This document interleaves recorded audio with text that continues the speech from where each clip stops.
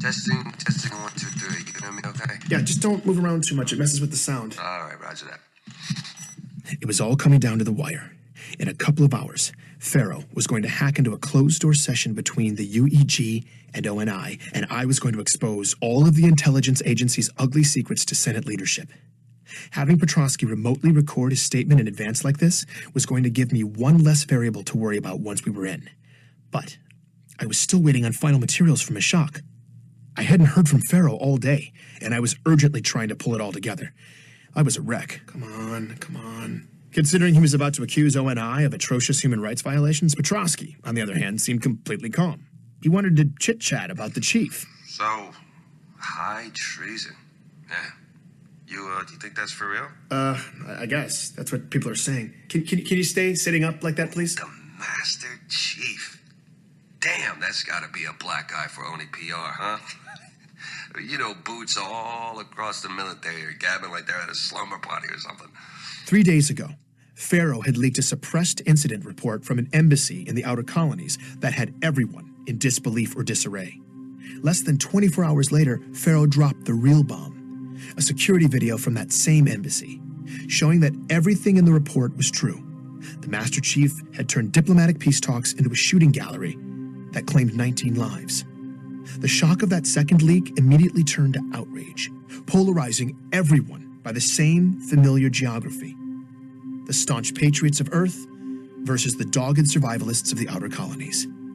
It was the same caustic regionalism that had far too recently defined us. And now those old ideologies were creeping back out, masquerading as opinions, angrily cracking open the scabs. Meanwhile, the Master Chief, the subject of my entire investigation, was now the most wanted man in the galaxy. I hadn't even had a chance to dig into any of it. You think he did it? What? Do you think the chief shot up that embassy on Biko? Maybe he finally went nuts. Maybe he thinks we're still fighting insurrectionist guerrillas or something. I don't know. But, man, working for the Covenant? Oh, that's a stretch, right? I don't know, man. I'm sorry. We just gotta lay this down. All right, roger that. We were running out of time, and I needed Petrosky to focus. I started recording. I asked him to introduce himself and tell the world about the Spartan program. And from then on, he was totally on point. So just say who you are, and then just go into it. Okay. I am Corporal Anthony Petrosky, retired trooper of the 105th ODST Division. I am testifying by my own free will, under no duress by any parties, and I wish to make the following statement. In April 2525, while serving on a detachment on the UNSC Atlas, I witnessed firsthand an incident involving a 12 to 13-year-old male who identified himself as John 117. He had extensive scarring on his torso, consistent with post-procedural scarring I've seen on recently inducted Spartans, and under orders from an ONI CPO, John killed 2 ODSTs and critically injured 2 others, in an attack that greatly exceeded natural human ability. He didn't stutter. He didn't stammer. His thoughts were clear as crystal, told with purpose, as if he'd been waiting his whole life to speak with this much conviction. After a grueling military career that took his left arm, Anthony Petrosky should have been rewarded with dignity and opportunity. Instead, he was one of countless veterans the government had left behind. But this was his moment, and he'd never sounded more alive. As he laid out his damning testimony about ONI's biological augmentations of children, I knew Pharaoh had been right. Petrosky's words would humanize this story and persuade even the most jaded senators to listen. I had exactly what I needed from Petrosky. I am testifying with absolute certainty that the speed, power, and coordination this person exhibited was categorically impossible without the benefit of a full battery of military-grade augmentations. Afterwards, the Office of Naval Intelligence, through our COs, issued an order of absolute suppression of all accounts of this incident. Through coercion, pressure being brought to bear, we were ordered to keep silent, to never speak of this publicly upon fear of court-martial. How was that? That okay? Yeah. That was amazing. I can't thank you enough. Yeah. All right. You give him hell. Now I was just praying Meshach would come through, Pharaoh would be able to bypass the most sophisticated security system in history, and I could get hacked into a meeting between the most powerful people alive. I needed a miracle, and I needed it to happen in the next 90 minutes. I'm Benjamin Dro, and this is Hunt the Truth.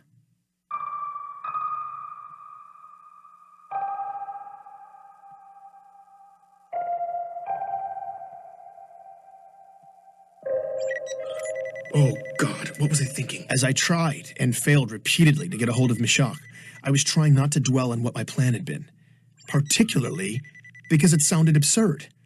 I was trying to corroborate my accusations against ONI by having Meshach Maradi convert nutjob conspiracy theorist data into documentation that a senator would find compelling. But I didn't have time to rethink the plan. I needed the documents. My calls to Meshach kept dropping, though. Something was up. The networks were a mess. I did not have time for this, and I was starting to panic.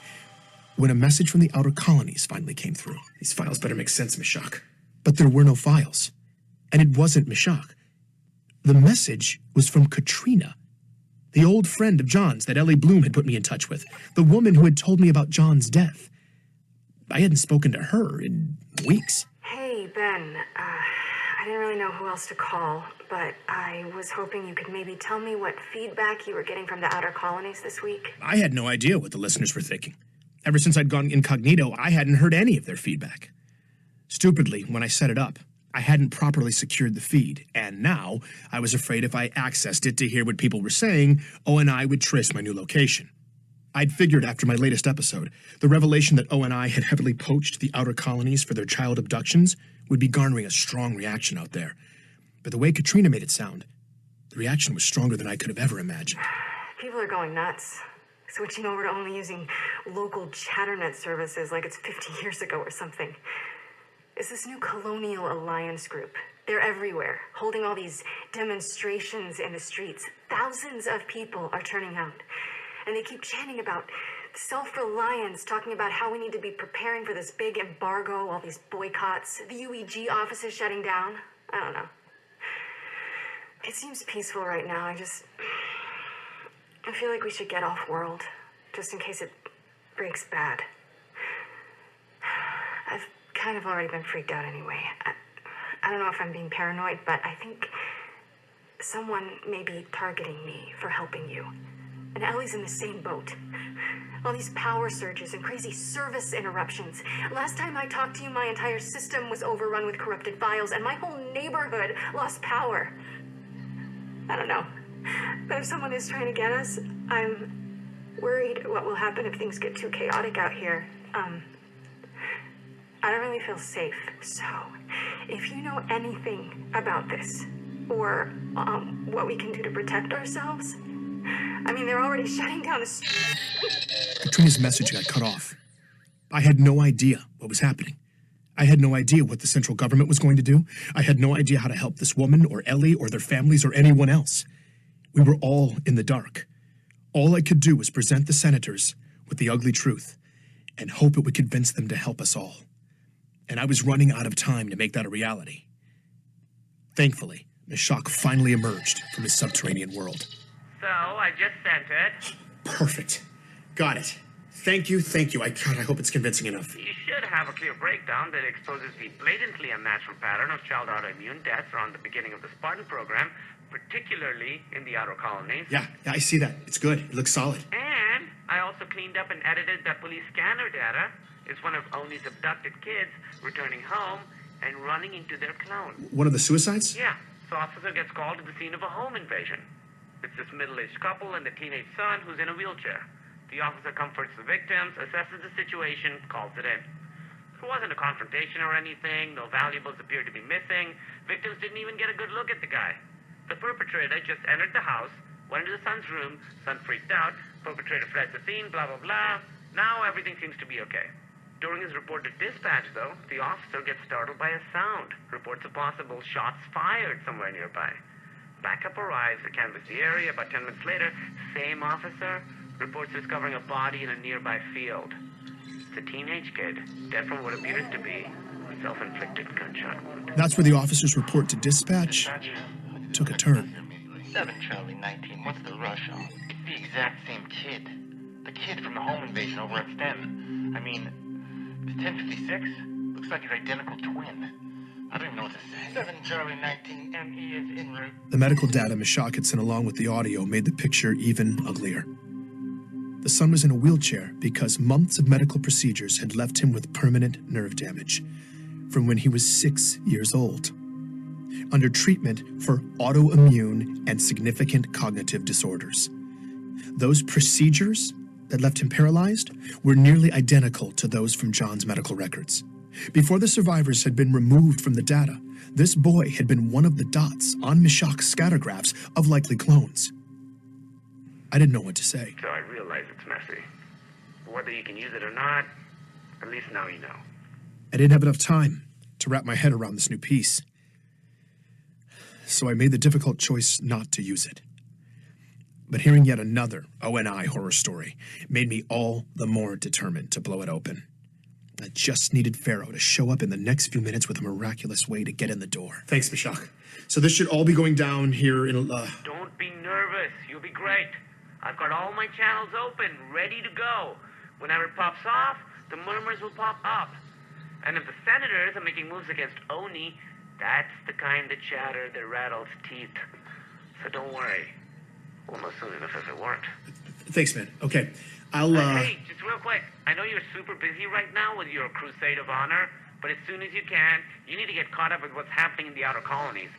Your last episode is turning kernels into popcorn, and there's a fault line in the tectonics I need to talk to you about, so here's... Then we'll call you back. hacking in and cutting off Meshach, yet another dramatic entrance for Pharaoh. And this one came not a moment too soon. Pharaoh, what's happening? I'm all ready. Do you have a way in? I'm already in. And this is how it's going to work. You have the files ready for upload. I'll secure a connection and give you a direct feed into the hearing. You'll present Petrovsky's testimony, upload the files, and make your case. Quickly, because they're going to do everything in their power to shut it down. They might even be able to trace your location. If they run too much interference, I'll have to scale us back to a one-way feed. So we may end up flying blind, but they'll still see and hear everything you say for as long as I can keep that connection open. Are you ready to play for real? I had to be. Yes. Good. I'm patching you in now. Go for the throat, Ben. This was it. Every shred of journalistic integrity I had left was about to go out the window. I had a strongly biased opinion, and I was about to deliver it to some of the most important policymakers in government. This wasn't just an expose of ONI's deeds. It was an indictment that constituted a call to arms. I just hoped the senators would listen. There was no audio, but I suddenly had a full view of the congressional chamber hosting this meeting. I couldn't believe this was happening. My eyes scanned the room. The 12 senators who represented the Senate Armed Forces Committee seemed to be there, and 3 of the 6 ONI directors lined up in front of them. My heart was racing. Then, I saw someone else. Wait, is that Sully? Ben, you're live in 3, 2, 1. I saw my face pop up in the main display at the head of the room. The proceedings seemed to stop as all the heads turned and looked at me. For a moment, I froze. And then I began. Distinguished representatives of the Unified Earth Government and the Office of Naval Intelligence, my name is Benjamin Giroux. I was a journalist hired by Commander Michael Sullivan to do a profile on the Master Chief Petty Officer John 117, and my contract was terminated for exposing a widespread cover-up by ONI on his true origins. As I spoke, I tried to look at the camera and ignore the return feed. The image of my own face speaking to a room full of supremely powerful people was incredibly distracting. I could see out of the corner of my eye, though, that it was working. They were listening. Then, my feed went black. Keep talking, Ben. I had to cut the return feed, but you're still live in the room. I tried to focus. ONI has gone to great lengths to keep you and the public from knowing critical information about the Spartan program, their lack of institutional control of the Master Chief in the outer colonies, and the genetic modification of abducted children that eventually became warriors like the Master Chief. What I'm about to play for you is testimony from ODST Anthony Petrovsky regarding the Spartan program. I am Corporal. As Petrovsky's testimony played, I was starting to doubt whether or not it was still actually live when I got a message from Sully. It said, "You're out of control, Ben. Last chance to stop." I typed back, "I can't be a party to the crimes you and the rest of ONI have committed. Not anymore. I'm done." There was a brief pause, and he responded, "Yes, you are." My gut sank. But I wasn't going to back down. You're going to have to finish up quickly, Ben. They're hitting the hack hard. I can't keep it open too much longer. As Petrovsky finished up, I quickly edited my final piece, chopping out any unnecessary language. Then, it was time to bring it home. Senators, for their Spartan program, ONI kidnapped young kids and illegally engineered doomed-to-die clones to replace them. They kept the children as military property, subjecting them to horribly unethical training regimens, and eventually performed dangerous biological augmentations on them while they were still growing. This was how they made the Spartans. Half of these children most likely did not survive. I've provided you with files that corroborate my claims as to these egregious human rights violations. I ask you to review them with an open mind.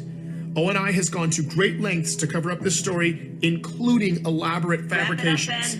I've also provided you with clear evidence of this disturbing cover-up, as well as audio evidence of the threats I have received in the past several weeks for pursuing this information. About to lose this I come feed. forward at great risk to my personal safety, and my only hope is that you will look at the facts and take the directors of ONI and all those responsible to task for these atrocities. Thank you for your time. The feed cut out at the last moment. I was in shock. What had just happened? Perfect. Now let's watch it burn. The revolution has started, Ben. And you with a spark. From now on, you're under our protection. Pharaoh? She was gone, and my head was buzzing. It felt like I was in a dream. What had I done? I looked down at Sully's last message. His response to when I said I'm done, it was chilling. "Yes, you are." That was all he said. That was all he needed to say. I felt dizzy. I had to keep moving, find out if that kamikaze mission had had any effect whatsoever. The first ripple popped up right away. It was a message from my bank. "We regret to inform you that your account with HUNTtheTRUTH has been deactivated. If you have any questions, please speak with a financial representative." I called immediately and got a representative on the line. She told me I was under investigation for the unauthorized possession of sensitive government materials. The audio files from my story. I was being fined an astronomical sum for keeping them, and as a result, my assets had been frozen indefinitely. I couldn't believe it. I checked all my accounts, either locked down or zeroed out. In retrospect, cashing out should have been step one, before I took on the most powerful government agency in history. But it was too late now. ONI was bringing down the hammer, and I'd been financially ruined. I was reeling from this realization when two delayed messages popped up in my queue. The first one loaded quickly. It was Mashak. Ben, things are getting a little hectic out here, so I don't know if this is going through, but I was trying to tell you before I got cut off that... Okay, now we need to talk in person. It's urgent. It's something I found, but we can't talk over comms about it, so I'm coming to see you in person day after tomorrow. Don't talk to anybody. Don't try to reach me. I'll be there soon, and then we can sit down and just go over the whole... I couldn't wait for Mashak to get here, so against his wishes and my better judgment, I tried to raise him. But something was wrong. Like everyone else in my region, I'd had plenty of failed calls to the outer colonies in my time. But this was different. Like it didn't even send the call. I checked my ChatterNet feed. It was full of comments from people just like me panicking because they couldn't reach the outer colonies. Scattered reports that the communication buoys themselves had been shut down. That didn't make any sense. The second delayed message finally finished loading. It was from Katrina. Ben, I can't even point this down. It's totally gone. We're completely out. My parents, Ellie, no one from the whole system is internet. And there's a full court. Please, if you can tell someone what's happening or get somebody to need help and we need food And then, silence. That was it. I couldn't get through again. No one from the inner colonies could. The outer colonies had been completely cut off. After years of ONI quietly committing atrocities from their high perch, it felt like their phantoms were finally in motion, shifting the landscape with unknown objectives. Somewhere out in the shadows, they'd created. I listened to Meshach's message again. Things are getting a little hectic out I needed him to help me sort this out. The idea of sitting here, waiting in that darkness for him, scared the life out of me. I had to be patient. I just had to get through the next 48 hours. But he would never show up. That message was the last time I heard from Meshach Maradi. Please join me for the next episode of Hunt the Truth.